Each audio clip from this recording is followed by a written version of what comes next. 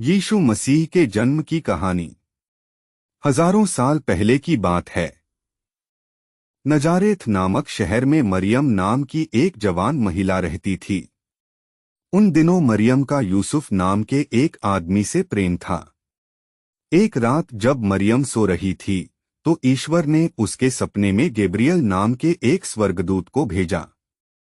उसने मरियम को बताया कि वह जल्द ही एक पवित्र आत्मा वाले पुत्र को जन्म देगी, जिसका नाम उसे यीशु रखना होगा। जब यह बात मरियम ने अपने साथी यूसुफ को बताई तो बदनामी के डर से इस खबर को सुनते ही यूसुफ ने मरियम से अलग होने का फैसला कर लिया। यह जानकर ईश्वर का वही स्वर्गदूत यूसुफ को उसके सपनों में मिला और उसे बताया कि मरियम एक पवित्र आत्मा को जन्म देगी, इसलिए उसे मरियम से शादी करनी चाहिए और उसके साथ रहना चाहिए। उस स्वर्गदूत की बात सुनकर यूसुफ ने ऐसा ही किया। उन दिनों नजारेत शहर पर रोमन साम्राज्य का हिस्सा हुआ करता था। जब मरियम गर्भावती हुई तो उन्हीं दिनों रोमन राज्य में जनगणना चल रही थी।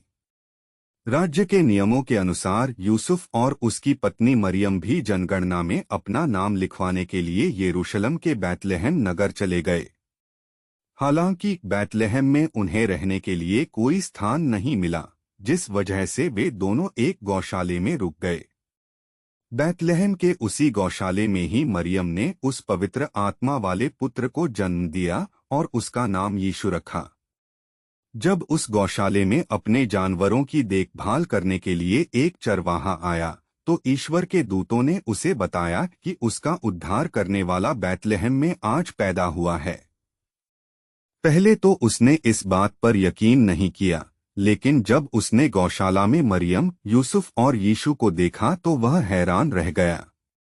वहीं यीशु के जन्म के समय आसमान में एक तेज चमकता हुआ सितारा भी दिखाई दिया था। उसे देखकर एक दूर के शहर में रहने वाले 3 ज्योतिषी भी यीशु के जन्म की खबर को समझ गए थे। वो तीनों उस सितारे का पीछा करते हुए उस गौशाले तक आ गए थे। वहां पहुंचकर उन्होंने प्रभु यीशु को प्रणाम किया। उन्होंने यीशु के परिवार को उपहार दिया और यीशु की पूजा भी की। उन तीनों ज्योतिषियों को यह पता था कि उस राज्य का राजा अच्छा नहीं है। उसे जब इसका पता चलेगा तो वह यीशु को मार डालेगा।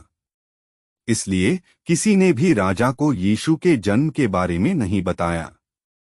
कुछ दिनों के बाद यूसुफ के सपने में एक परी आई, जिसने बताया कि राजा हेरोदेस यीशु को मारने की योजना बना रहे हैं।